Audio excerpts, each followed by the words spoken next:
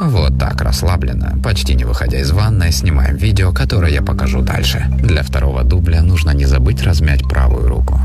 Плавно выкручиваем руку обратно и скользим в ящик с счетчиками. Пролететь от пола до вентиляции, по-моему, проще простого.